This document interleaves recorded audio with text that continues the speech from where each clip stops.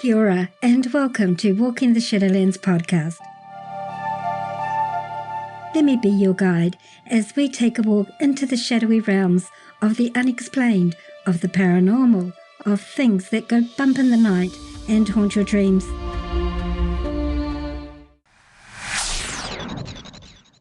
Your hosts?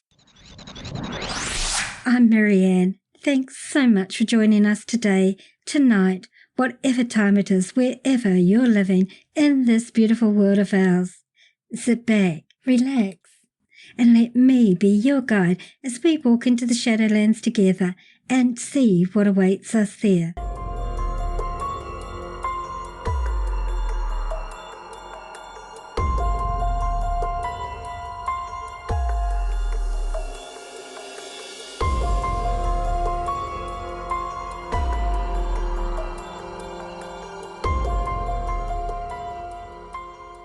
Hi everyone, welcome back. It's great to welcome you all, and especially big hi to all our new listeners. Thank you all for joining my guest and I today.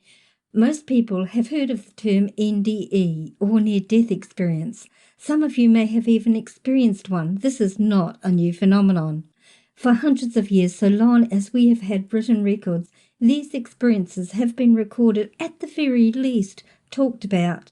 An NDE, or near-death experience, for those who may not have heard the term before, is when a person has a subjective experience of an afterlife following an accident or medical incident. In this experience, they may travel to other worlds, see different beings, or simply see their bodies laying beneath them, but are aware of the presence of some being with them.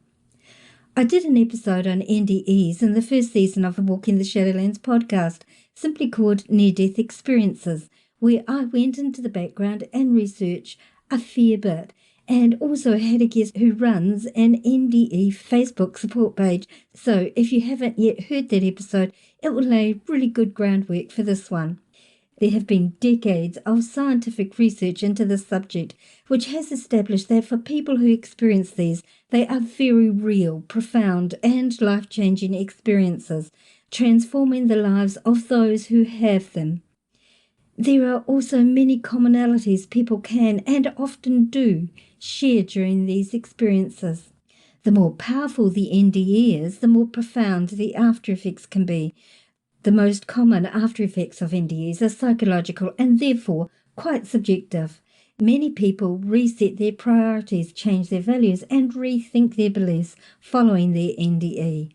But what if the after effects of an NDE were not just subjective, but were undeniable regardless of interpretation or belief?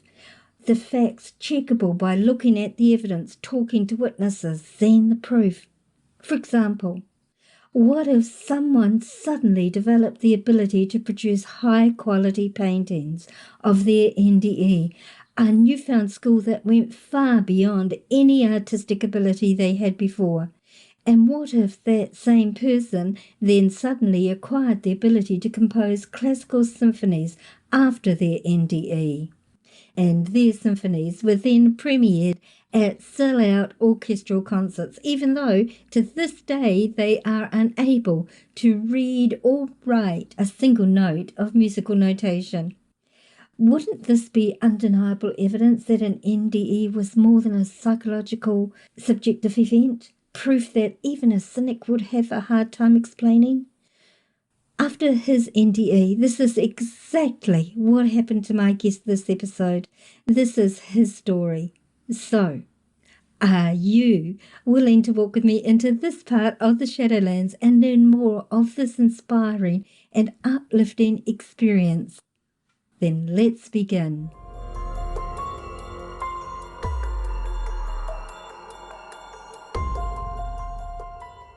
Picture this.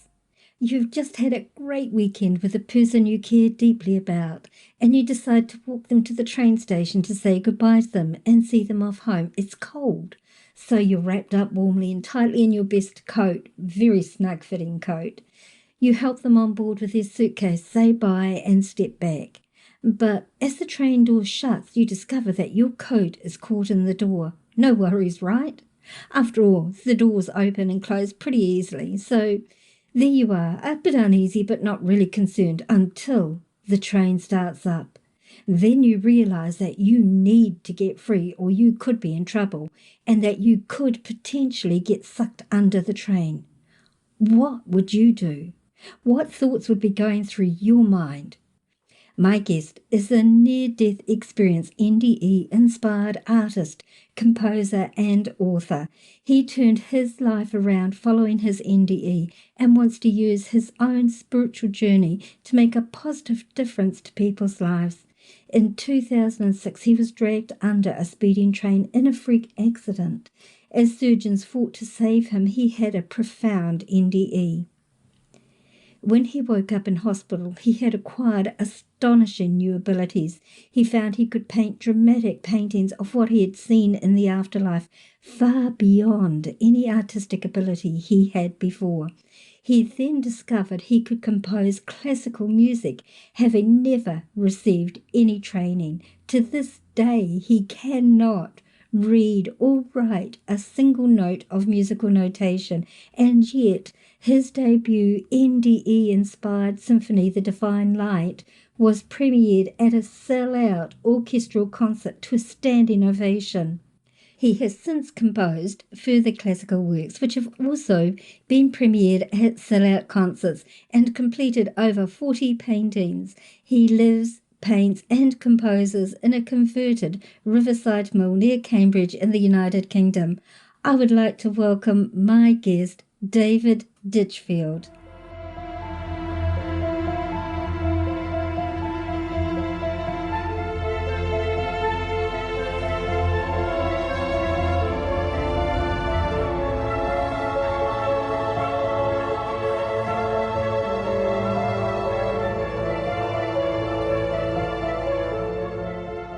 Thank you so much for agreeing to join us today. Oh, my pleasure. David. Yeah, you have a really interesting story, one that left me with a few questions actually at the end of it, which I'm sure you get all the time.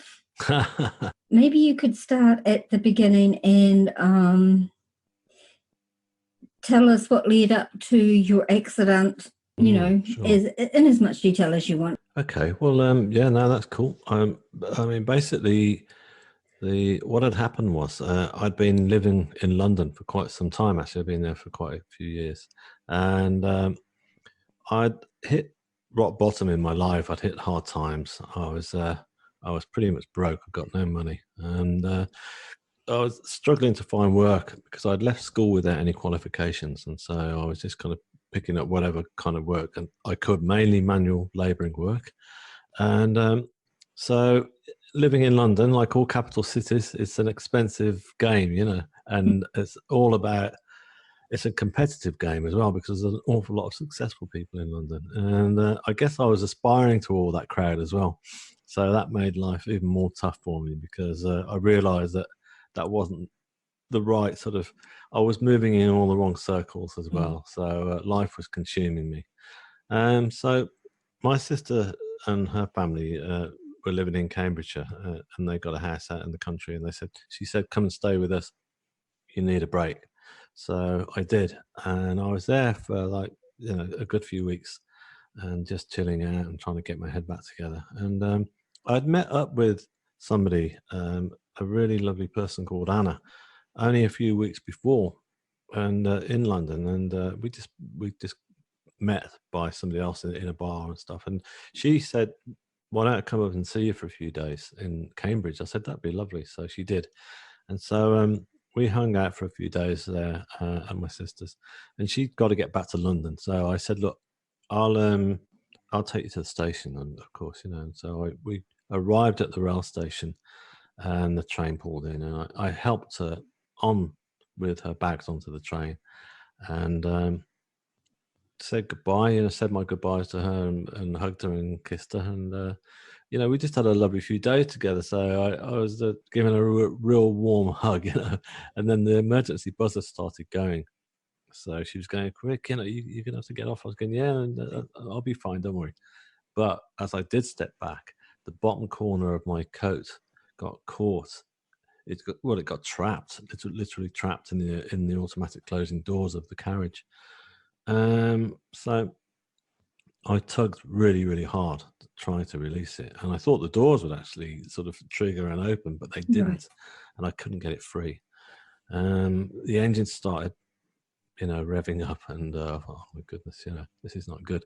So I turned around and looked for a guard on there was no guard at all on the platform. So I just yelled at the top of my voice for help, and nobody turned up. So I just started. I looked at Anna. I looked in her eyes. I could just see this fear in her eyes, and I just started hitting the side of the carriage, hoping that maybe a guard would run through, but nobody turned up. And the train started to really rev up there, and I thought, right, it's about to leave now. And we looked at each other, and the fear in her eyes was just so intense that it just made me stop and think, this is it, I'm going to die. And I really figured at that point that was it. It was all, I couldn't see myself getting free at all, and I thought, I'm going to get pulled under. So the train pulled out at a real speed.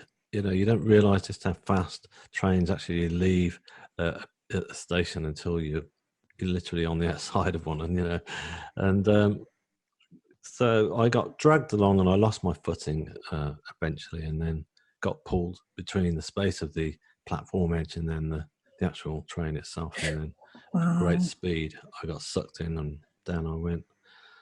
And so it was just like literally being pulled into darkness, and I was just violently thrown around, and just completely, it was like I was completely conscious about the whole ordeal. So it was very terrifying and very painful and very fast, and I got no control over the situation whatsoever. I felt like it was me against this huge beast, this train, this big piece of metal suddenly became like a massive monster that was about to devour me. And then I suddenly found myself lying in between the track as the train was still continuing onwards, and I just kept my head right down, because I knew that it wasn't over yet. That I thought any part of the undercarriage of the train itself could just hit me over the back of the head, and it would all be over. But clearly that didn't happen, and the train eventually moved on. It took forever. It was a long train, and off it went and sort of disappeared down the track and left me lying there in agony and in absolute shock. So was this underground or above the ground? No, this was it was an overground train, yeah. Because that's what surprised me, because after living in London all the years, the underground trains, you were constantly, you'd see it, people would do it all the time just to get on a train. They'd see the doors closing, and they'd literally put their suitcase in between the doors, or even their hand, right? Because they would open automatically on the underground in London. So I kind of figured that would happen to me, but that wasn't going to be the case on an overground train. So yeah. Wow. It was outdoors. It was a heck of a drop as well, with it being an overline station. The platform edge was like they're pretty high. 5 foot. Yeah, it's about 5 foot drop or something. And were you actually originally trapped between the platform and the train itself? Like when I first got I was dragged along the platform edge, and then there's a tiny space. I mean, I still, every time I get on a train now, because it took me a lot of therapy to be able to do it again, but I can imagine. I look at that. Well, I try not to look, actually, but I can't help it, and I look and I think, how the heck did my body fit through that space? But it was like there was no option, because the sheer force and the pull of the train and the speed and my body weight meant that there was no other option but for me to get sucked down in between, and down I went. But you would have been like a leaf in the wind, really. No control whatsoever. Absolutely. Yeah, no, I felt like a rag doll. That's how it felt. I felt like a rag doll that was just attached to the side of that carriage, and then just got pulled right under, and then yeah. That's absolutely terrifying. And the reason I asked if you were between the platform and the train is because I have heard of cases where people got caught between the platform and the train and they died because of the train moving twisted their bodies. Yeah, well, my body was twisted and thrown all over the place. Yeah. You know what the crazy thing is like the British Rail Police did a massive inquiry on it, and it took them a year. You know, they took the carriage down to London and stripped. They told me that they stripped the doors right down to the last rivet. You know, that's how. And they said that when they completed their inquiries, they said that he said, we don't get it. We banged our heads together and we're all saying you should be dead. There's no way you should have survived that. Everything that happened that day should have killed you outright. And we don't understand how you survived it. But, you know, I now know that it was something, a much huger force and presence was taking place that day, bigger than any of us in the rail police could ever imagine, you know, and that saved me. Absolutely. So there you were, the train had moved on and you found yourself lying on the platform. No, I wasn't. I mean, on the platform, rail, on the track. Yeah, on the track. Sorry, yeah. I mean, on the track. I imagine initially it must have just been like shock, like, you know, how am I still here? Am I still here? Yeah. And you probably at that stage didn't even really feel your injuries, I imagine, for at least for a brief space of time. Yeah, you're right. I mean, I was in absolute agony like I'd never felt in my life, but there was a sense that I didn't really comprehend just how much pain I was in initially. You know, it's like, I think it's like, it was almost like, you know, I think that I can remember when I was a kid at school, you know, getting into fights in the playground, and the first hit in the face really hurts, and then the ones that follow don't hurt so much. Right. So basically, if you think about it, I'd just been in the worst fight ever. So I'd already been through the massive pain threshold that had, you know, that had really tested me to my limits. And so I think after that, there was a sense of that kind of numbness that was like, well, you know, wow, you know, I'm just, you know, it's just the shock of it as well, because I still think to this day that both the mind and the body should not be subjected to anything quite so dramatic as that and quite so violent as that. Right. And I don't think that it's really, my mind and body has never recovered from it, you know, I know that much, despite the beautiful spiritual, you know, event that was to follow. But, you know, that, even so, you know, I'm a human being, and I don't think that you know, it's played havoc in certain ways, let's say, you know. So yeah, I mean, but ultimately, I was laying in shock, because I remember I first looked over and I felt like I remember looking at the side of the platform wall, and I felt like I was in a pit, you know, and I felt like it was really deep and dark. But I looked up, and it was a beautiful blue sky. There was not a cloud in the sky. It was a February day, and it was really cold and blue, and it was fantastic. And I remember feeling very much in touch with nature at that point. And I guess that was also the sense of euphoria that I was alive, you know, that sense of, wow, I've just died, you know. In the same way as, I guess, I mean, I've never done a bungee jump in my life, but I guess I could get the reason why people do it now, because they're doing that. They're just kind of reaching that point of their mind is telling them that they almost died, and then when they bounce back up on that elastic, you see them go, wow, you know. It's kind of like there's a sense of, you know, so there's something that kicks in the mind which says you're alive, you know. And it's a wonderful feeling.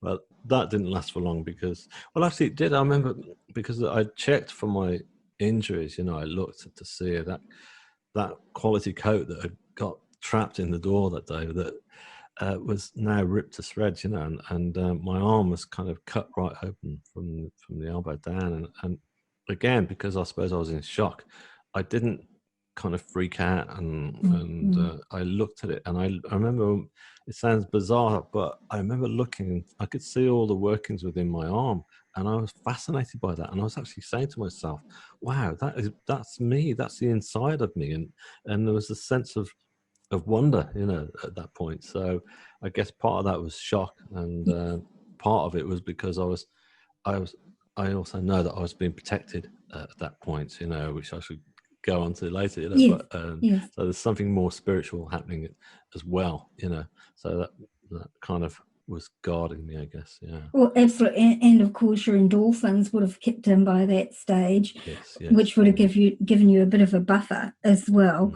and the shock factor. So there's a lot of things combined there. I just cannot imagine how traumatic this must have been for you. I mean, I've been in a few accidents in my life, Have you? and they were only minor accidents, nothing like what you dealt with, but the shock afterwards was still profound. So having such a traumatic incident, and then after the train left, did it stop at all once it got No, past you? it continued on, for quite some time actually, because my friend Anna, she told me afterwards that she ran through the carriage to look through the window to see if I had survived or not. And she saw me go under, and so she obviously assumed that I was dead, and she just panicked and ran through the train. And people said, "What's happened?" And she said, and she was in a state of shock and panic. And they managed, her and a few other people managed to find a ticket collector, and he stopped the train. And they stopped it in the middle of the countryside. And she told me this afterwards, and she said that it was a very profound moment because they were sat there in silence, and there was this very packed train full of commuters, and they all by then had realised what had happened, and so she turned round to them and said, "Look, I believe that he's dead. Do you mind if we say a prayer for him?" And she said, a woman stepped forward and said, "Look, I'm a Christian. Would you like me to take the prayers?" And she said, "Yeah, please." And so she did. And so she told me that this whole carriage of commuters just laid down their laptops and their newspapers, and they all prayed. And I felt the energy of those prayers. It's really amazing, but I did. And I firmly believe in the power of prayer now from that point on. Yeah. So that was pretty. Yeah, but bless her. She when they finally moved on to the next station, and she said she got off, and obviously the platforms were really crowded because they'd had to stop all the trains, and an announcement came over saying that there's a delay because there'd been a fatality at the previous station, so they got it wrong. So she got that confirmation and broke down and thought that was the end, But so yeah. Wow.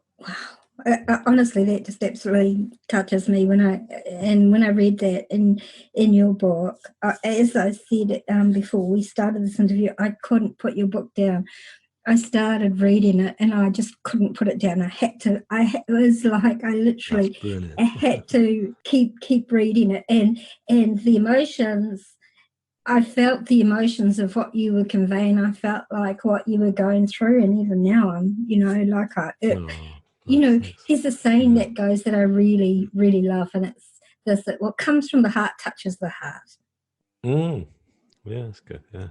And your experiences actually moved me quite deeply. So there you were, lying on the train, and as you said in your book, you were worrying that another train was going to come along and Yeah, get that's you. right. Yeah, And was that's the a next thing I very thought. valid fear. Yeah, well, I mean, it's totally valid, isn't it? You just, especially when you're in such a vulnerable place, and because I figured there was no one around. You see, at the station, because I called for help and there was no one around. So, thankfully, there was the only person who actually working at the station was a woman who was working in the signal box, and she was watching the whole thing. She watched it all unfold on the CCTV, but she couldn't alert the driver because there was no communication set up there. It was all Right. just lights and stuff, So, but she managed to stop any trains coming through. So that was, but also the emergency guys arrived really quick because there was actually a hospital only around the corner from the station itself, and so they were there, jumping on the track and cutting through my clothes and stuff and trying to assess me and what have you. And somehow they got me onto a stretcher, and somehow they got me up, you know, like that 5-foot drop or whatever it was onto the platform, and then wheeled me into an ambulance. And I remember the doctor said to me, we got in the back, and he said, "Look, you're in a pretty bad shape, and there's a hospital around the corner, but there's a much better one. But can you hang on?" And I said, "Yeah, let's go."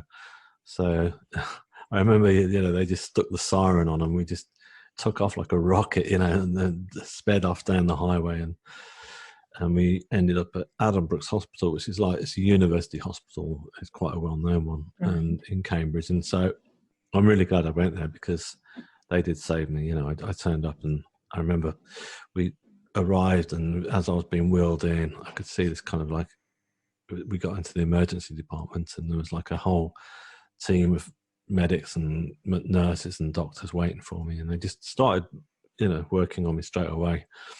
And so it was pretty intense, because there was a lot of frantic voices going and stuff, and all this science firing over my head, thinking, "Oh my goodness, this doesn't sound good," you know, because I was losing an awful lot of blood by this stage, because my left arm I hadn't realised it, but it had been severed as well, and so there, you know, but it was all very dramatic, but again, it was all very kind of surreal, because, you know, they were getting ready, and then the surgeon who just started working at the hospital, which was brilliant, that it was like synchronicity that this guy just started working there, because he really looked after me. He was fantastic, you know.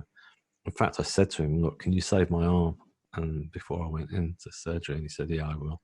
And he kept his word, because he told me afterwards it was on the, you know, in their notes that they would automatically have amputated, because, you know, it was slightly attached, but there was not much of it there. But they did about 3 8-hour operations to save it, but they did.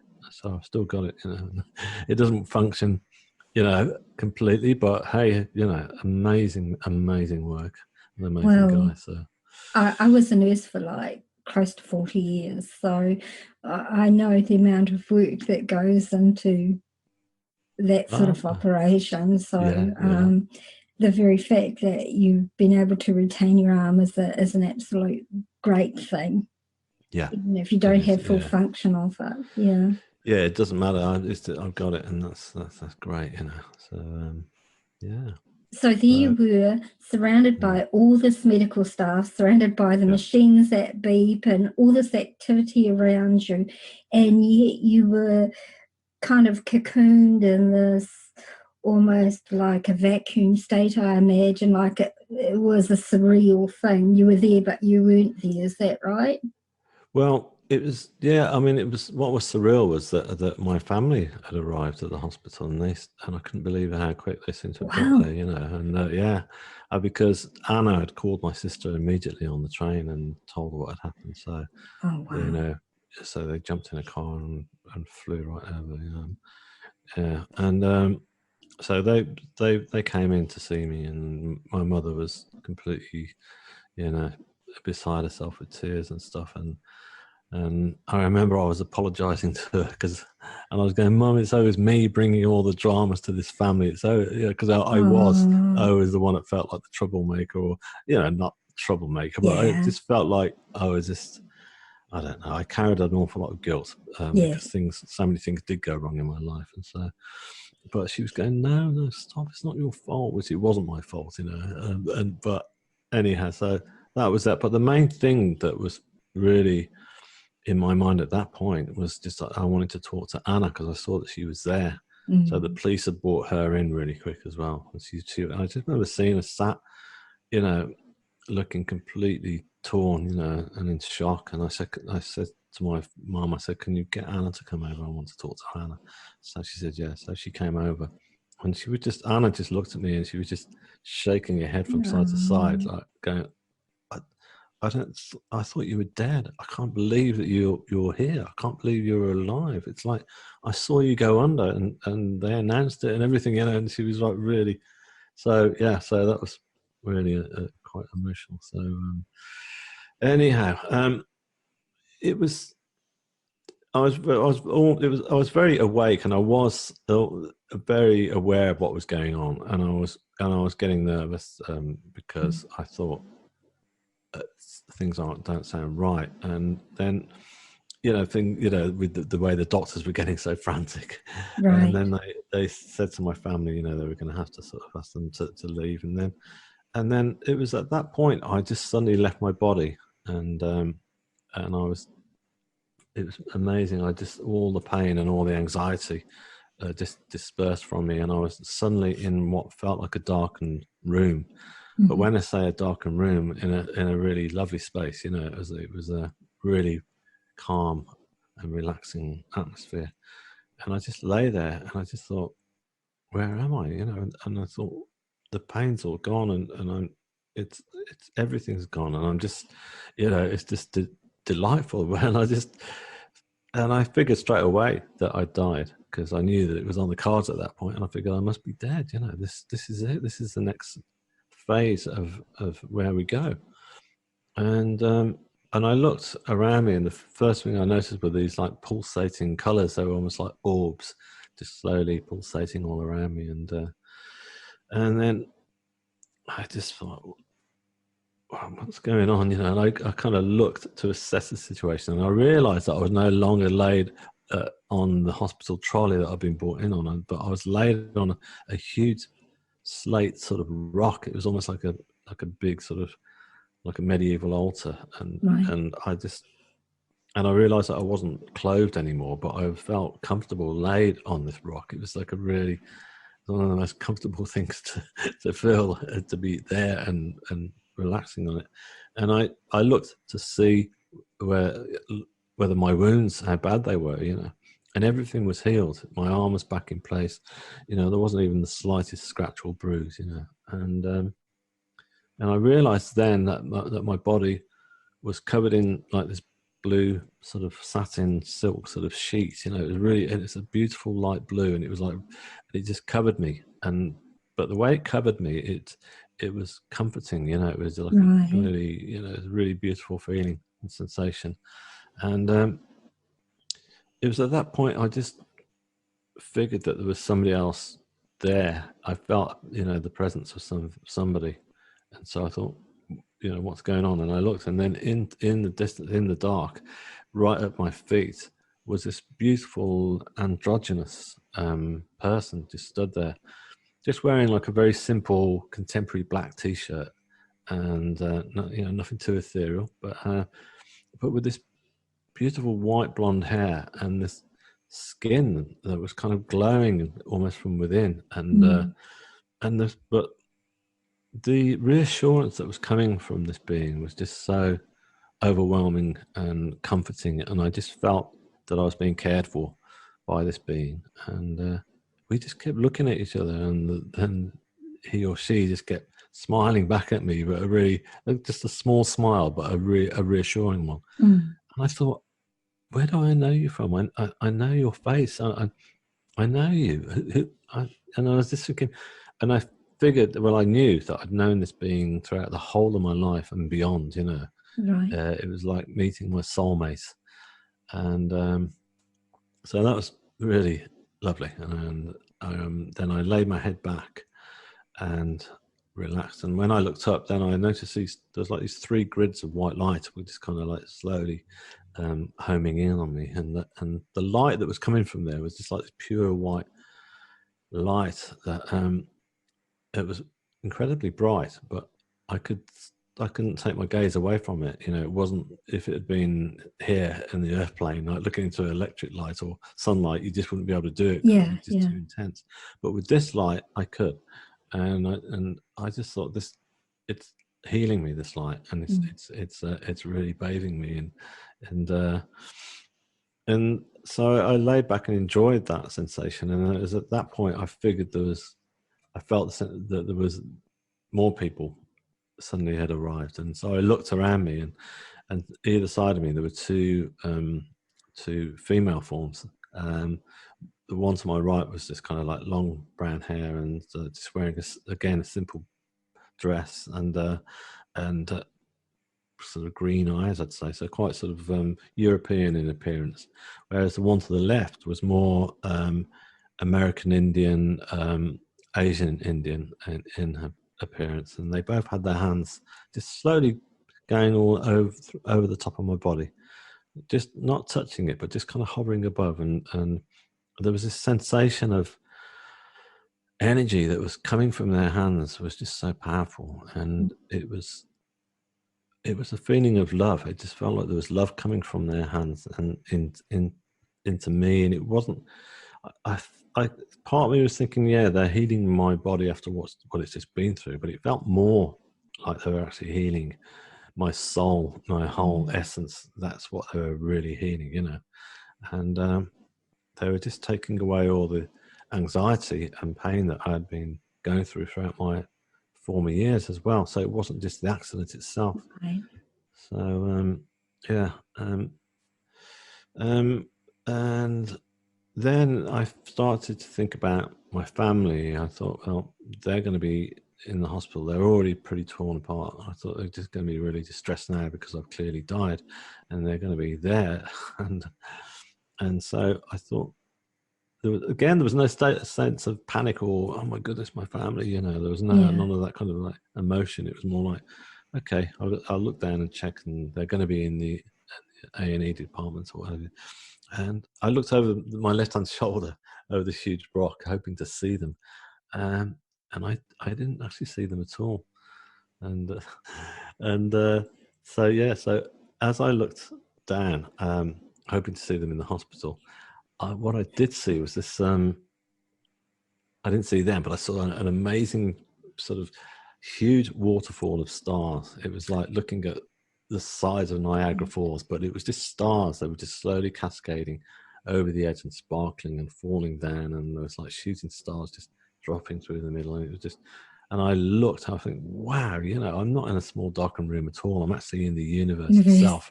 Right. And so yeah, and the further I looked, the further it seemed to disappear into infinity. It seemed to go from one galaxy into another. You know, it was just like a universal, beautiful sight, and the colours that were down there were remarkable. And so I turned my head back over, and again there was no sense of guilt or anxiety. I thought, okay, well, I'm going to be seeing my family again, I'm sure.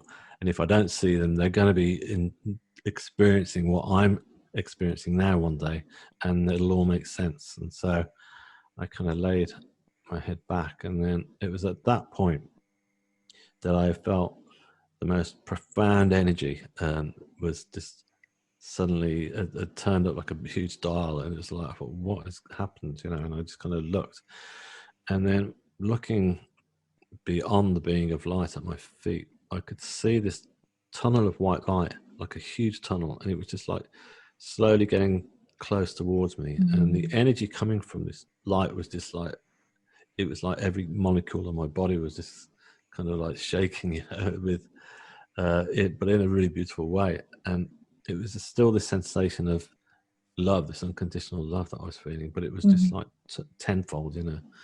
And this light, this tunnel of light was like, it was surrounded by flames that were just slowly circling around the light as it came in towards me. But it wasn't, it was very powerful, but it wasn't at all terrifying. It was just awe-inspiring. And and I just knew at that point that this was the source of all creation. This is God. This is not, you know, the image of God that I'd always assumed, and most people do, you know, whatever their God is that they choose, you know, it wasn't in human form or what have you. It was this massive tunnel of light, but that was it. This is where it all comes from. And it was just pretty much at that point anyway, I'd laid my head back, and I remember just looking up and at the stars, and then suddenly I was back in my body. I came crashing back into my body, and the pain came rushing through. You know, the overkill of light and sound was just overbearing. You know, and then suddenly it was there. I was back back in the hospital. That must have been a real shock when that transition happened. Yeah, it was. It was just. I remember feeling the shock. It wasn't like it's, you know, it happened really. It was almost like really very quick. But interestingly enough, a lot of people say to me, "Oh, you must have been really, disappointed after all that to have come back, or did you feel disappointed?" And the answer to that is I didn't, because I was just so charged with energy, and I was just part of me was still there. Part of me was still experiencing all this energy, even though I was back in the hospital. And all I could think to myself was, why have they sent me back? There must be a reason, and I've got to find out what it is, and I've got to tell the world. I'd never heard of near-death experiences until this point, so I didn't even know that they existed. So for me, it was like, I figured, how am I going to tell everybody that the afterlife is beautiful and that death is not to fear? How am I going to get this one across to everyone? So but also I thought there must be a reason more than that. I thought there must be. I figured at first that it must be that I'd got to help people. I've got to maybe be a healer myself, or what have you. I wasn't really sure, so I was trying to figure that out for quite some time. Right. Yeah, yes, I can imagine you would be. Well, why did they bring me back? What's my purpose? What am I supposed to be doing? I can imagine that all these thoughts would be going through your head, on top of dealing with the physical pain and the rehabilitation and the psychological trauma of the accident and everything else you were dealing with before the accident. Yes, indeed. That's it. Yeah. So it must have been in some ways an incredibly difficult time for you, but in other ways you would have had this slight detachment because of the energies that you brought back with you from your experience. So it would have been a bit of a clash, I imagine, going on in you. Yeah, I mean, I remember coming through after they took me into theatre at that point, and I had the first 8-hour operation, and I remember they gave me my own room in the hospital because of the severity of the accident, and I remember lying there. It's the middle of the night, and it was just me in there, and you'll be able to relate with this as with your work and stuff. And I got this machine next to me that was like an R2D2, just flashing and buzzing throughout the whole night, and that was I didn't even know what it was. I'd never even had an accident before in my life. I'd never been into hospital, so I didn't know what it was. And I just remember the two of us lying there, and there was this. So yeah, the first night there was this part of me was still very charged with all the energy and all the positive love and what had happened, and but there's part of me was also thinking, processing what had happened, the accident, and thinking that was just horrific, that was terrifying, and so I was kind of, the first night I was just kind of like weighing up everything, weighing up the fact that I just stared death in the face and I'd survived. But the truth is that the actual experience itself won out in the end in terms of the positivity of it all. It's just, I just decided right from the off that I knew how I was going to start telling people about this, and I thought, I'm going to do a painting. I'd never done anything like this before, but I thought, I'm going to do, and it's got to be a big painting, I told myself. It's got to be like a big Renaissance style, Michelangelo, where you can see exactly what's going on. Right. But it's got to be, it's got to be a big depiction. So I already knew that I was going to do that. So, and my sister came in to see me. I remember the following evening, and she was there, and she'd come in with a friend, and they both came to see me, and we were chatting, and then they were about to leave. It was all very calm and quiet. And my sister said, "Look, is there anything I can get you?" And I said, "Yeah, can you get me like a small sketch pad and a pencil?" And of course, she was baffled by that request, but she said, "Yeah," and she obliged, of course.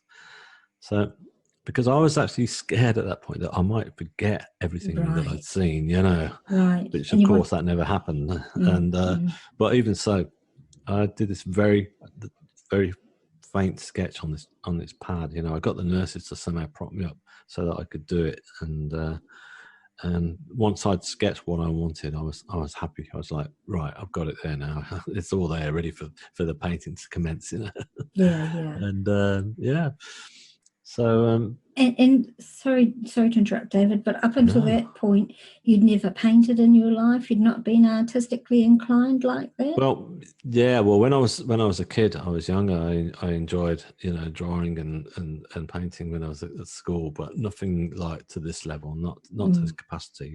It was just something like all of us really. When we're all kids, we all enjoy. Right.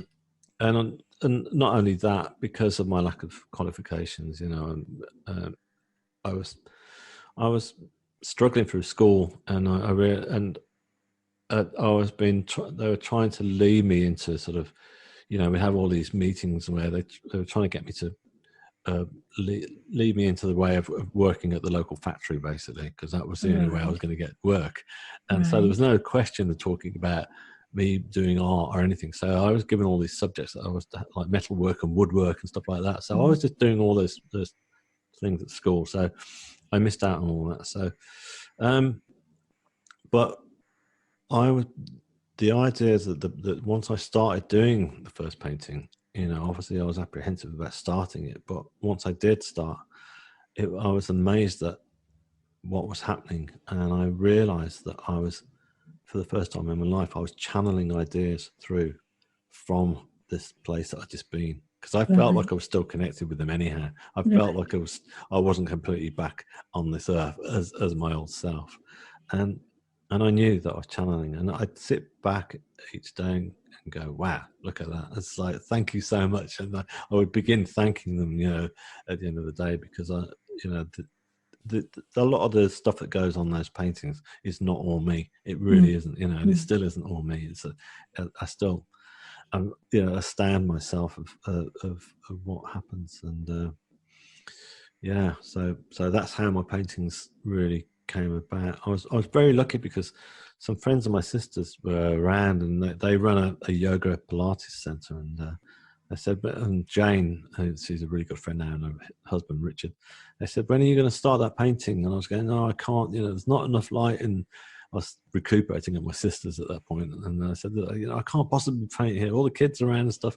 So they said, well, look, we've got a spare studio going that's free for a week. Why don't you come and do it then? Thinking I'd knock it out in a week, And so I did, and that's when I started painting. And they really enjoyed having me there, because people started coming in and wanting to come up. They used to call me the artist in the attic. And so all these people who come in for the yoga would come up and see me. And then word got around what it was about, that it was about my near-death experience and stuff, and people were fascinated. So I also found my voice there, and I found that people were interested and fascinated. So Jane and Richard turned around by the end of that week, and they said, well, you're clearly nowhere near finished, are you? And then they said, well, you can stay. I said, oh, well, I thought you needed, no, we'll work around you. And I ended up staying for 2 years. Wow. And they never charged me a penny, all that time. And it was remarkable. So it was like synchronicity that they were meant to come into my life. And otherwise I wouldn't have been able to have done all the paintings. I was prolific after that. I was just kept painting and painting. It was just a great energy being there and stuff. So, and as an artist myself, because I paint and sculpt, and I looked at your art, and I could see right away that you can feel the energy coming off your art, which really touches the people, and two, your use of color, the way you've used the colors you've used, everything in your paintings really sends that energy out of what you were trying to portray. And the artwork is absolutely brilliant for somebody who's never trained, who's never done any artwork.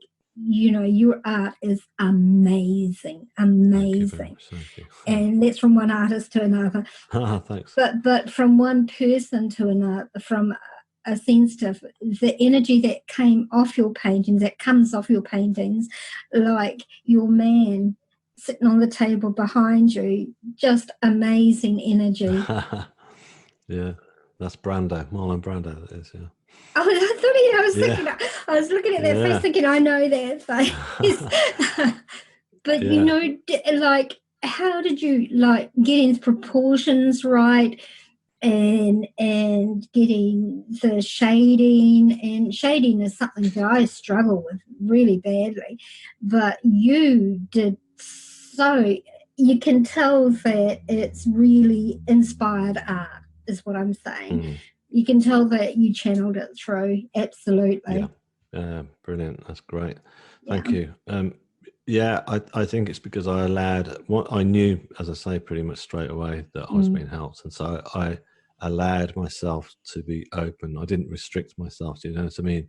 I wasn't scared.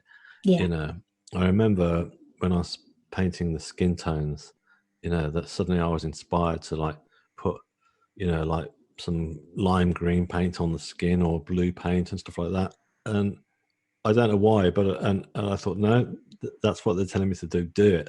And I suddenly realized that worked, that it was giving the skin different dimensions, you know, rather than just thinking, you know, that skin is just one color, you know, and it's not, you know, the skin has got light reflecting off it. And in fact, you know, I don't know how it happened, but there's just lots of different things like that. There were certain things that happened in the painting. Like there was one painting that I did, which was one that I wanted to do. It's the second one I did, which is called The Beauty Within, which was, I wanted to process the accident itself.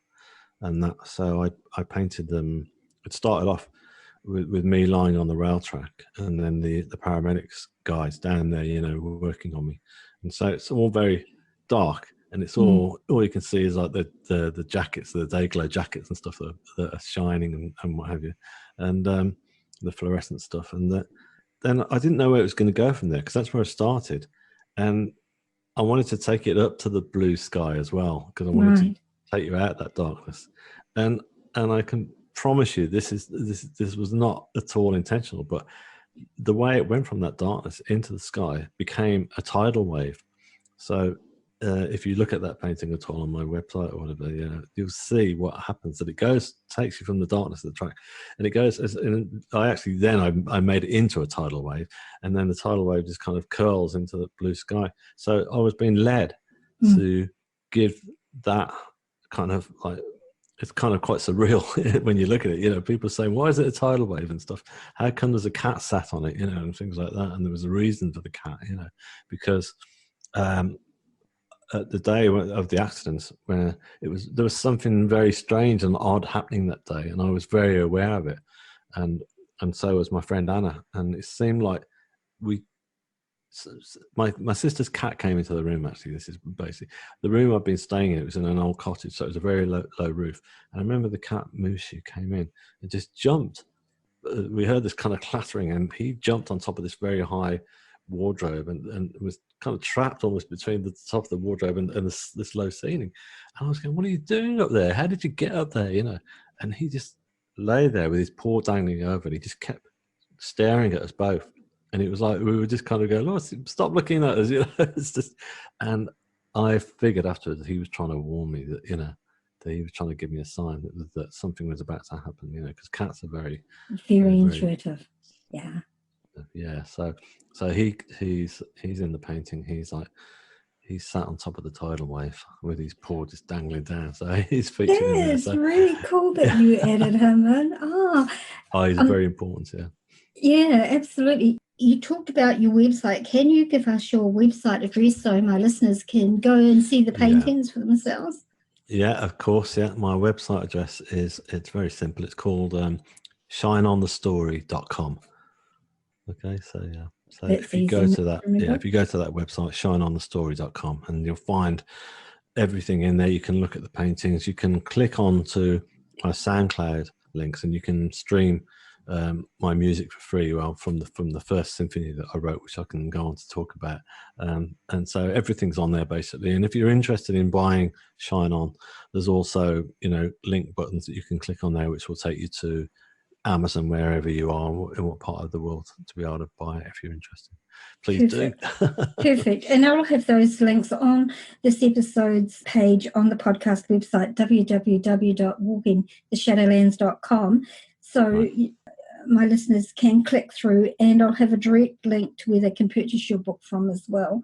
So they can click on that from the website and go as well. So you started doing these paintings, and obviously that was and that was healing for you, but you were also Yeah. touching all these people as they came to see you in the studio. Yeah. So you were actually healing people, and you didn't even realize you were doing it. Were you aware of that?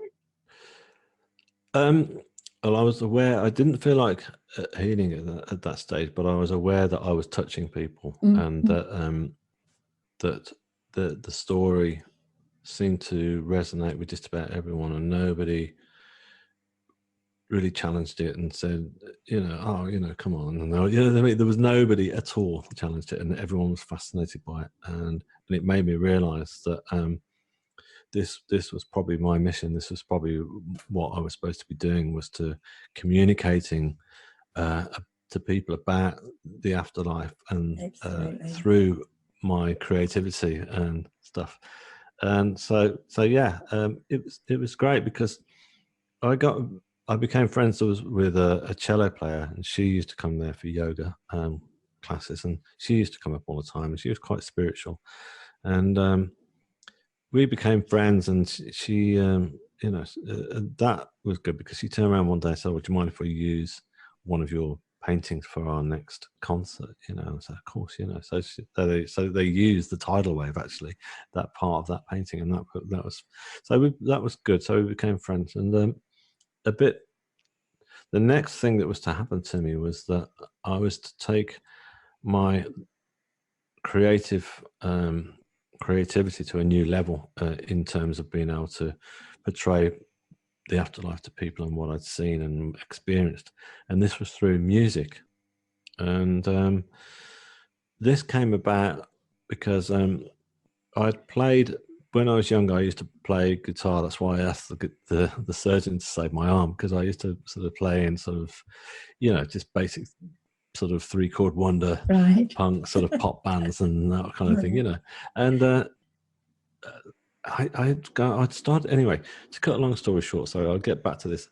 I'd started going to spiritual healing that I discovered through the local spiritualist church. And while I was having these spiritual healing sessions, one or two of the healers there were, one in specific, a lady called Joy, was very clairvoyant, and she would turn around at the end of the sessions and she would tell me what she'd picked up while she was healing me.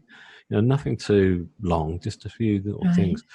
And it became apparent that she was picking up. She started off by saying, "Oh, why am I seeing a violin laid across your chest?" And I was going, "I have no idea," And then she'd say, "Why am I hearing Beethoven, Bach, and Wagner?" And I was going, "Beats me. I can't take that one." I'd always be honest. Yeah. And then she turned around one week and said, "They're telling me that you're going to write a piece of music about your experience." And I thought, "Oh wow, yeah, that'd be good." So I couldn't play guitar anymore, even though they'd saved my arm. So I went back to my apartment and I got this old cheap synthesizer out the wardrobe. Started trying to bang out some chords on that, thinking I was going to write a song, and so because that's all I knew, so I was trying to put this song together, and nothing was coming, to be honest with you, and it just wasn't happening. I thought, and it obviously, it wasn't meant to be.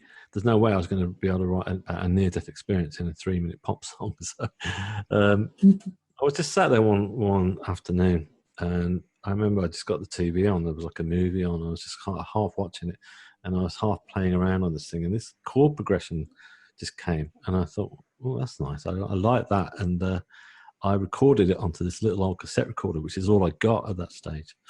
And it sounded so good to me that I just wanted to develop it, and I just developed it, and it became something again like the paintings that was beyond me. I was being helped, and so I kept going. I thought, don't stop, and I thought this is something that should be played by an orchestra. So I am, again, just like in the hospital that night, I didn't even think twice about it. I thought, that's what I want. That's what I want to do, have an orchestra perform it. And I then met up with my friend, the cello player, for coffee, and she said, "What have you been up to?" So I told her what I've been up to, and she said, "Oh, that sounds fascinating." She said, "Maybe we could play it one day." And I said, "Well, that'd be quite nice." So I went away and kind of held that in my head, that thought, and I thought, right, and I just developed it up. And I'd written, basically, when I say written, I've just recorded on this cassette player pretty much the whole of the first movement for a piece of music. And my brother, who lived in London, contacted me. He said, what you've been up to? And I told him. He said, look, I've got this piece of software that you can have, and you can plug it into your laptop, and when you're playing your keyboard, it will transpose what you're playing on the keyboard into musical notation, because I couldn't read or write music. I still can't either, but that's what happened. And I managed to get it together and get it all scored up, and then I got it printed off.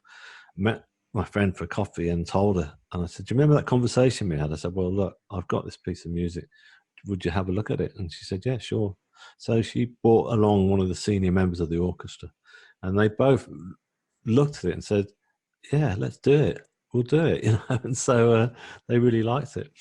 And so I still haven't got that. I'd only got this first movement at that stage where they agreed to do it. So I had to write the rest, but it all just came from that moment. It just kind of just grew like this beautiful sort of, it flowered, before my eyes and ears. And so they turned around to me, and I remember the first rehearsal. They said, well, we've got the first rehearsal coming up. I said, yeah. Okay. So I remember turning up to that, and that was kind of, that was, I was apprehensive. I was confident because I knew that I was being guided by this, but I was also apprehensive because I'd come from a working class background with no musical knowledge, and there I was walking into an orchestra, a full orchestra, and they're all very highly educated, middle class sort of arena, and I arrived, and the conductor said, oh, he had his back turned, they were playing through something else, and then he turned around and said, oh, the composer's here now. And I was thinking, what composer? It's me, and he said, David, would you like to say a few words about your music? And I bottled it, and I said, no, thanks, it's okay. And he said, no, come on, we'd like to know. So I did. And it was that same thing as being back in the yoga center, that once, because it was about my near-death experience, and once I started talking about what it was and what it was about, everybody was listening, and I could tell that everybody wanted to know. People putting their hands up and asking questions, so I stepped aside, and the baton came down, and that beautiful moment was just like, it just overwhelmed me. It was like those three chords that I talked about earlier were the opening chords to the first movement, and they came in, and they just kind of like, it was like I was bathed in this amazing sound. It was just like three-dimensional. It was just filled the whole room, and it was just like, wow, this is incredible. It's something that I would highly recommend to anybody to sort of have that moment of, if ever you write some music for orchestra. It's just beautiful. So and I just thought, yeah, it's worked. This is going to happen, So yeah. Wow, that's really, and of course, then you finished writing, and I remember reading how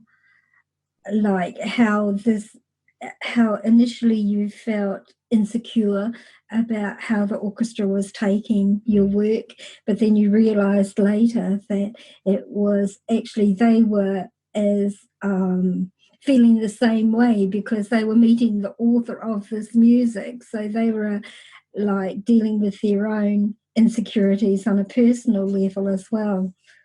So it wasn't they weren't like being snobbish or standoffish. Yeah. Oh no, they weren't at all. I wasn't. No, I never got that. Picture. Yeah. It was my own, and it was just they were lovely people, and still are. Incredibly supportive, and they loved when it was performed. The conductor just turned around afterwards.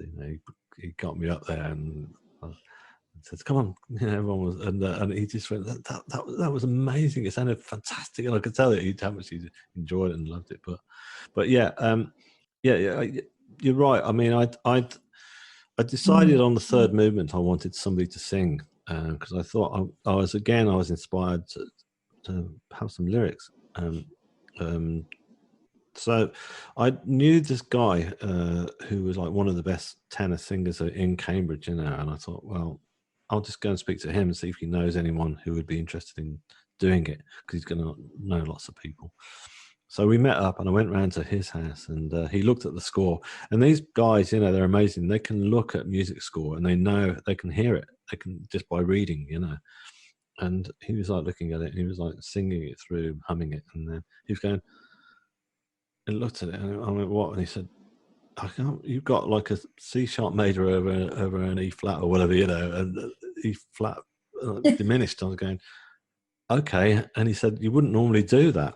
And I said, well, I know. And he said, but it works. He said, that's brilliant. He said, that's a stroke of genius. And it's lovely. And, you know, and I said, well, you know, I said, I'm sure you've written many pieces yourself. And he said, no. He said, I would never attempt to write a piece of music for orchestra. You know, just wouldn't. And I was really shocked, you know, and by that. And the conductor said the same to me as well. So, which is, you know, I thought, wow, it's quite a big thing that I've pulled out here. So anyway, he turned around and he said, look, I'll do it.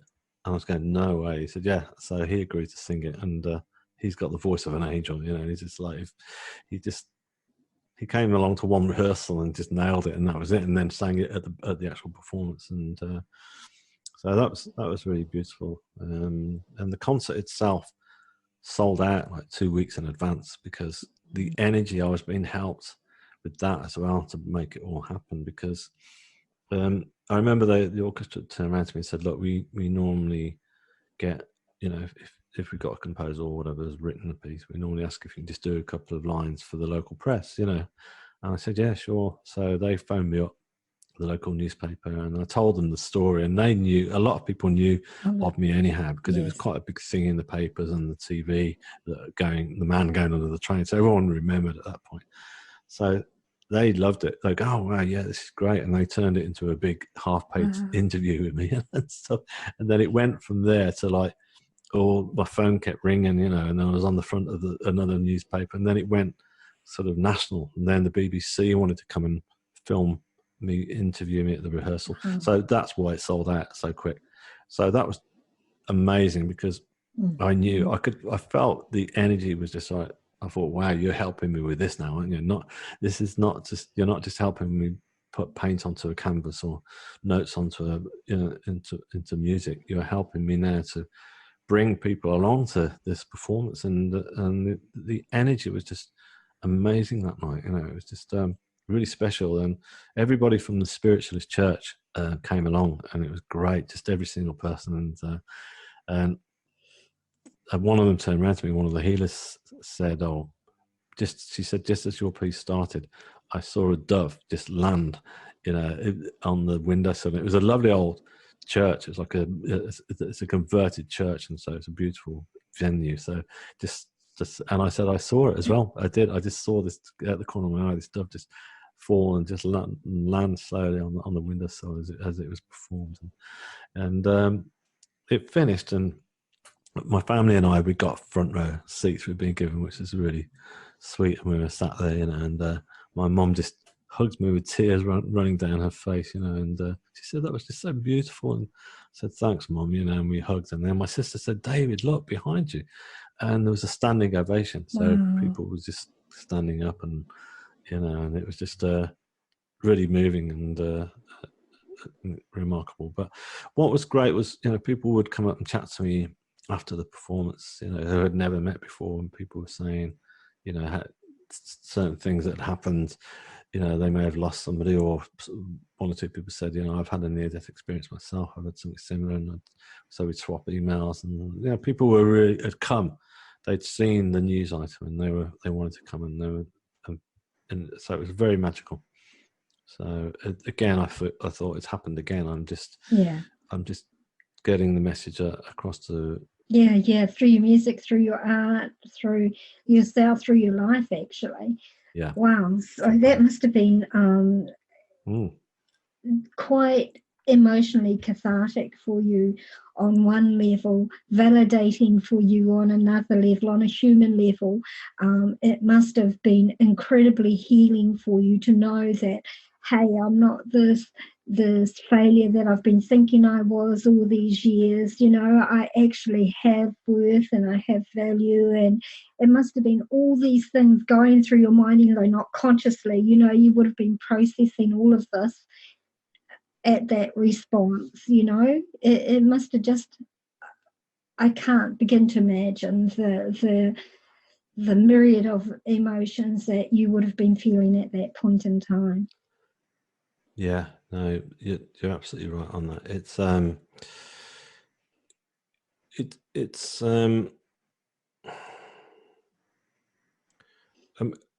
I realised that my life had been one series of letdowns, and that I was constantly beating myself up before in my life, and so I never really gave myself any self-love or self-worth.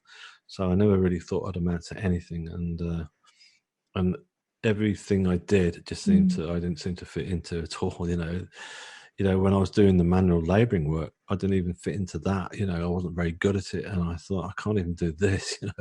And so suddenly I'd found myself, and I'd found myself in a place that I was suddenly comfortable in my skin, and once I'd found that, I just didn't want to stop. I just wanted to continue. I wasn't kind of like going frantically like, hey, I've got to really keep smashing through this one, but it just it just felt like a natural progression, and that everything just felt like it felt comfortable and right, and none of it felt forced either. Like I said about the success of the interviews and stuff like that, I never forced any of that. I didn't suddenly become this kind of like, hey, I gotta start getting myself on this show. I've got to get that show. I've got to find these people. None of that. It all basically it came to me, and I think it's something that really I'm keen to sort of stress to a lot of people that that's my big lesson. That you don't. Once you stop and give yourself that self-love and that self-worth, the bright things will come to you, basically. I was just chasing after things that weren't meant for me, so no wonder they weren't happening. Absolutely. And I could feel that. At that moment when I read that in your book, I could feel what it had done for you as a person. Sorry, that's my cat. I could feel what it had done for you as a person, and I could feel that it had lifted your lifted your mindset. Perhaps is that the right word? No, it's not the right word. It had lifted your energies, and it had healed you. Yeah, it had healed you. Yeah. How beautiful is that? Exactly, yeah. And there from then, what made you decide to write your book? Well, it's something that I'd always wanted to do, but because of my dyslexia, I just figured that would never happen. And in fact, the spiritualist church I talked about, I discovered that, and I used to go there to the services, most weeks, and they'd have a guest medium with sort of do the platform, as they call it, at the end of the night. They'd do like half an hour, and they basically, all these people who travelled, from over the country, so they were constantly sort of coming through messages for people, and and I remember getting the odd message would come through to me, and I just. I'm trying to remember now what it was the question you asked me. Sorry, I'm just. Oh yeah, that's right. Do forgive me. I do that sometimes. I start talking. I do exactly the same thing. I get off on a tangent. And I've forgotten the core. It wasn't like it was. It was a brilliant question, and it's an important one as well. So I don't know how I lost that, but I was.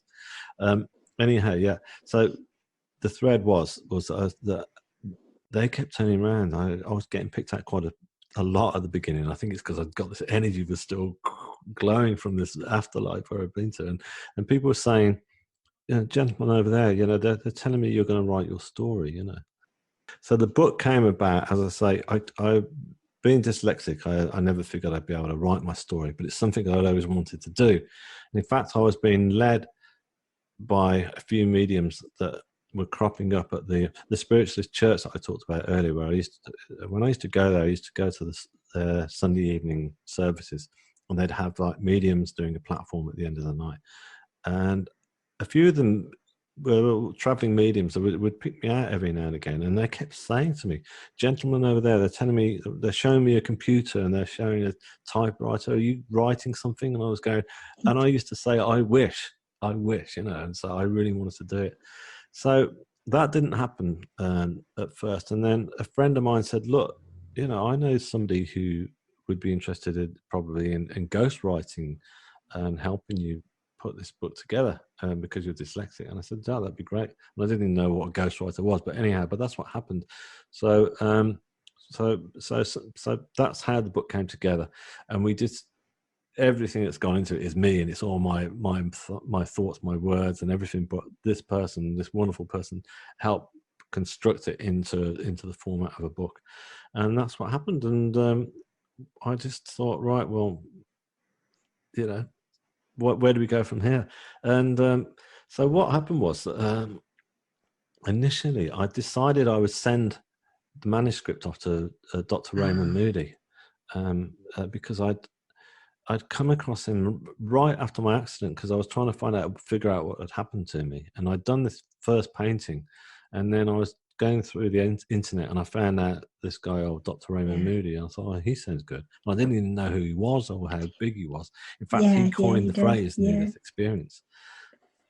Yeah. And so I'd sent him my painting, the first painting I did, and he got back actually pretty quick and said, this is a wonderful painting and what an amazing experience. But just a few lines, that was it. So I figured once this book was finished, why not send him the manuscript, see if he likes it, and see if he would read it.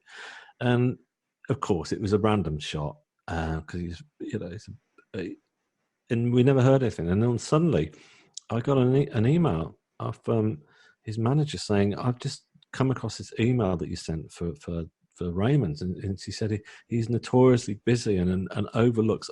He gets so many, so he never gets to look at them.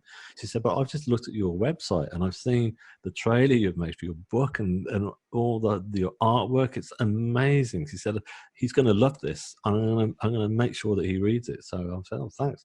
So she did, and he read it, and she got back and she said, "Raymond's really enjoying the book," and she said, "I think he'll write an acknowledgement." And I was like, "Oh, that'd be great." And then he got to the end of the book and she said, "Actually, no, he really loves it. He wants to write a foreword for it." So it started from there, and I hadn't even got a publisher at that point. And so I started sending it out to a few people and in the UK, and this one guy got back to me and said, "I've just read it and I love the book, but it's not something that we would normally put out. It's not for us." And he said, "Do you mind if I hand it to someone else?" I said, "No, sure." So he handed it to this guy called Michael Mann, and he got in touch with me. I remember it was just before Christmas, and then he said, "Look, not the one before last year, it takes the process and that." But it all happened again really quick, and so he said, "I've just taken it to my team, and we'd love to offer you a publishing deal." And I was going, right, and that was just like literally before what a Christmas present. And so that was it. And then the wheels went into motion really, really quick. And then before we knew it, it was all coming together. And then the book was released here in the UK on June the 26th. So that's only so it's out, and it's been brilliant because it meant that I've done lots of interviews with and meeting wonderful people like you, which is great because it's like, I'm having these fantastic conversations, but also it's getting out and to many, many people in far reach corners. And so it's like, again, it's going, I thought it was great. People just, 350 people crammed into a church was great for me. But now it's like getting out to worldwide. And so even before the book came out, that there was already a lot of people were listening to the story, and people have been getting in touch with me, and people who've lost loved ones or people are fearing death and all sorts of things. And it's great to be able to take it to the next level and just to be able to talk about what's happening, and people getting a very lovely response, positive response from me, and it's helped them, and what have you. So it's just it's just wonderful. So the book's already selling well, which is great. Considering we've just been through the biggest, Right. craziest, sort of crisis, worldwide crisis with the COVID, and It's no, actually no surprise, because at this time, with all the deaths and everything, people are really wanting to know that life continues on, because these are scary times that we're living in. So it really doesn't surprise me at all that your book is taking off. Mhm. I interviewed a chap in my first season. This episode will be in my 5th season of my podcast. In my first season, I interviewed a guy by the name of Ned Martinier, who's in the States, and he actually started a support group for near-death experience survivors. And it's a really wonderful group, and all these people. He started it because there wasn't really a lot of places where people could go to talk about their experiences, where they didn't feel so alone at that point in time. Of course, now there is, but his group is over 30,000 members. Yeah. I don't know how many now, but people share their experiences and they share how it made them feel, and it helps everybody. It's a support thing, And that was really well received. That episode was really well received. And so I know that when people hear this episode, it's going to have a huge impact on them, because people feel the energies, even if they're not consciously aware that they're feeling it. So just listening to your voice, the energies that come off you when you're talking about your experiences are going to heal people. They're going to heal people. That's after that segue. So you've got your book just came out on the 26th of June this year, 2020. So it's already in the new stages, which is really exciting for you. And obviously you're getting good feedback already. Yeah, it has. It's been a great energy, is how I describe it.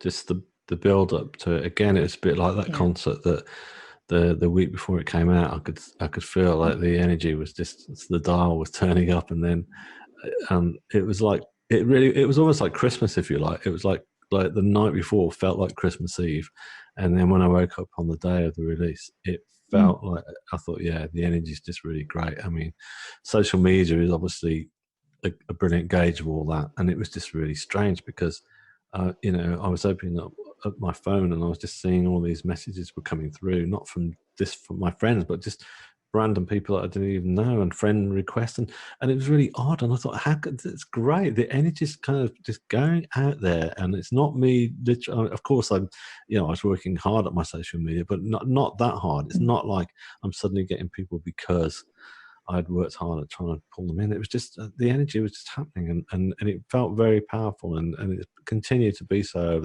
over the last week, and so it's been lovely. So it's, as far as I'm concerned, if it's brilliant.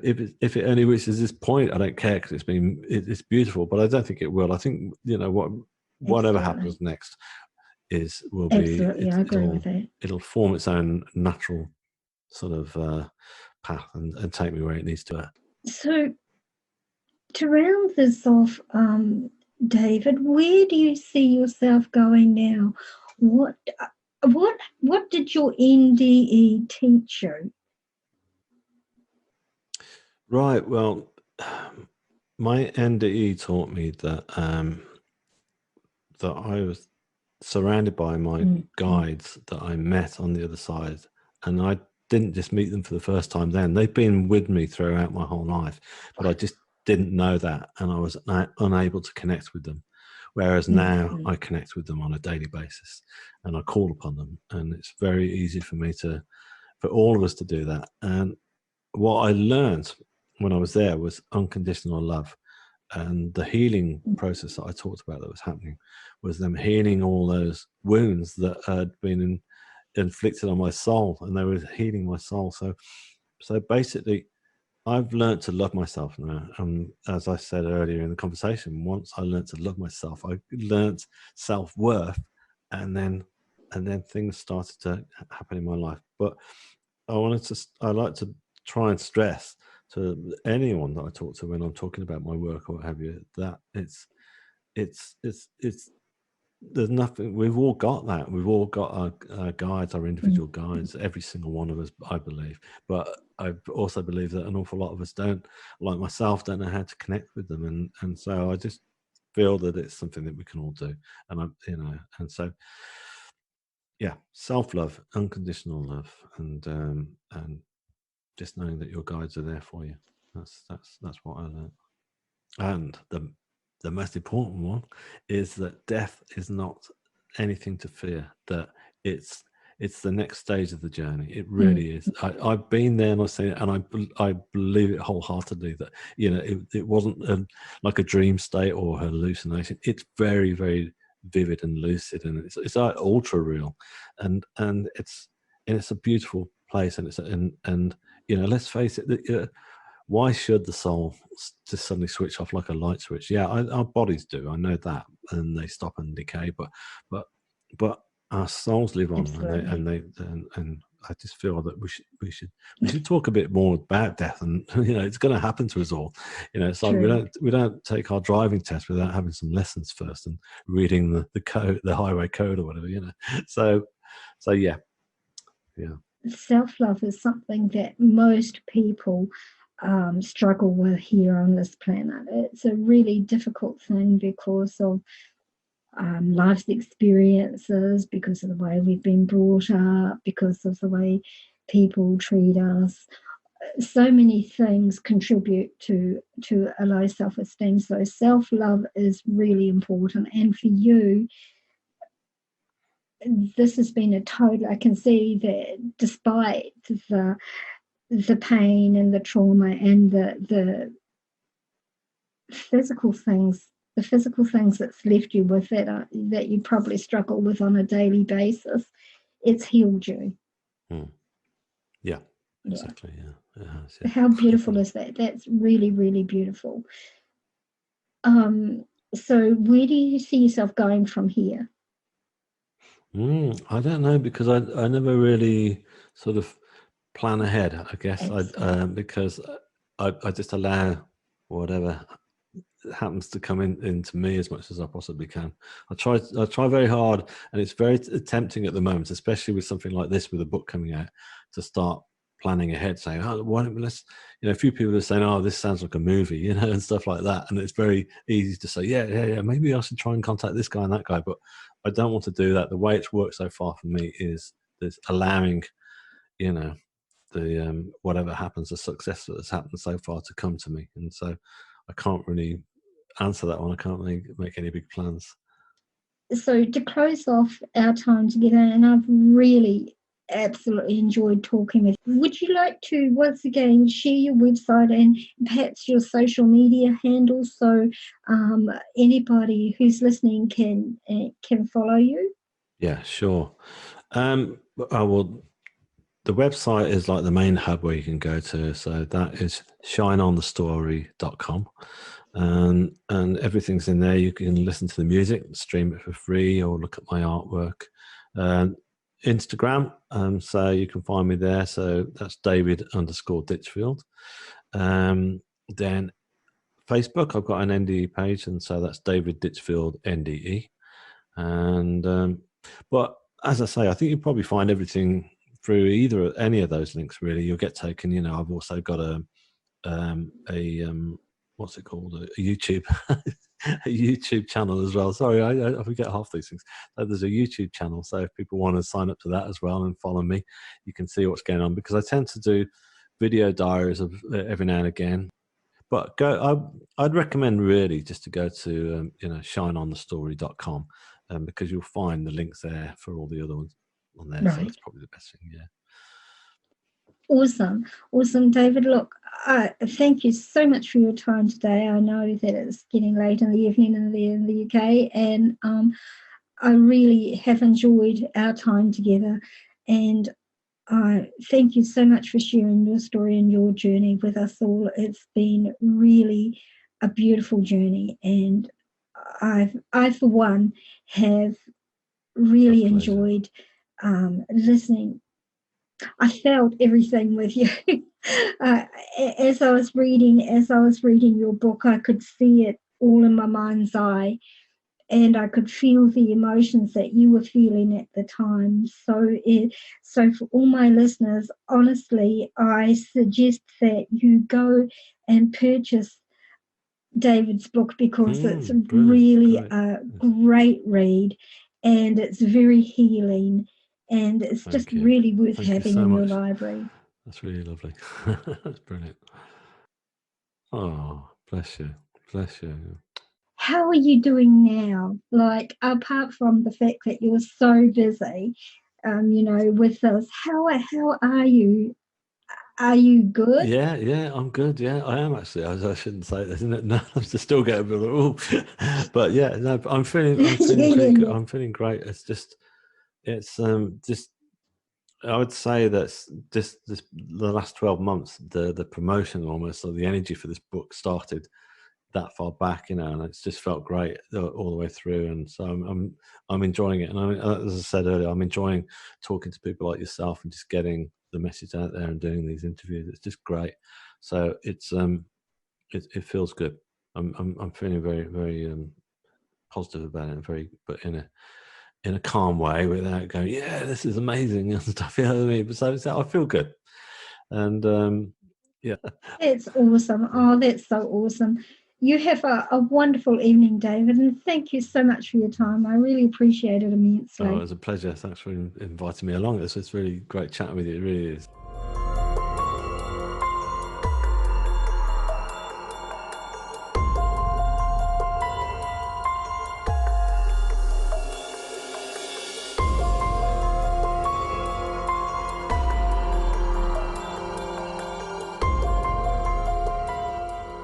I always enjoy my guests. However, some touch me deeply on a soul level and leave a lasting impact. David has been one such guest. I literally could not put his book down when his publisher sent it to me. Literally couldn't. I read it in one sitting. It made me laugh, cringe for him at times, and definitely cry. I found myself saddened for him and the lasting physical impact of his injuries, but at the same time uplifted and encouraged by the personal strength and healing, yes, healing, this experience gave to him. Something that was extremely horrific changed his life in positive and encouraging ways that I found extremely uplifting and empowering. I encourage all of you to purchase this book. It's brilliant, and I don't get anything for promoting it. I simply feel that it will impact many of you listening as much as it had me, and it may provide healing on a level for some reading it. So please check it out. There's a link on this episode's page on the www.walkingtheshadowlands website that will take you to Amazon where you can purchase it from. You can also check out some of David's beautiful art and listen to his symphony from this episode's page on the podcast website or on David's website, www.shineonthebook.com.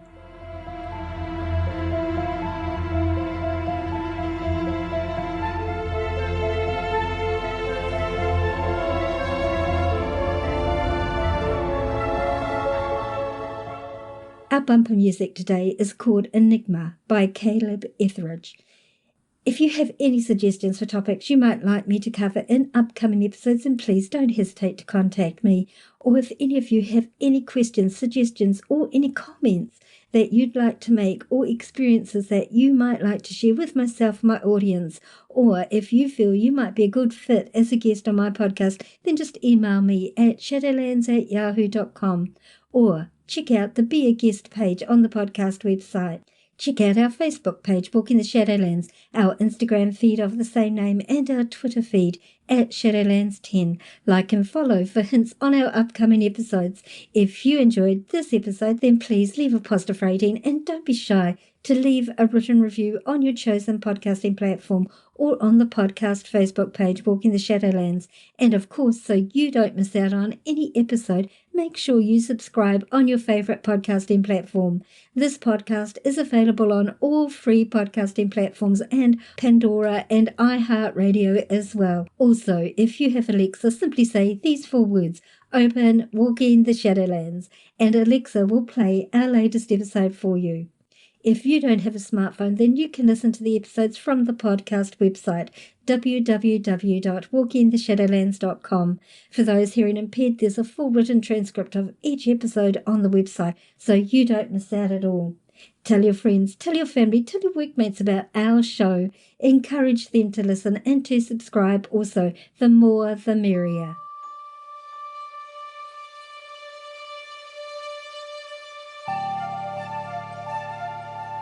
Thank you so much for listening today, tonight, whatever time it is, wherever you're living in this beautiful world of ours. We'll see you in 2 weeks' time.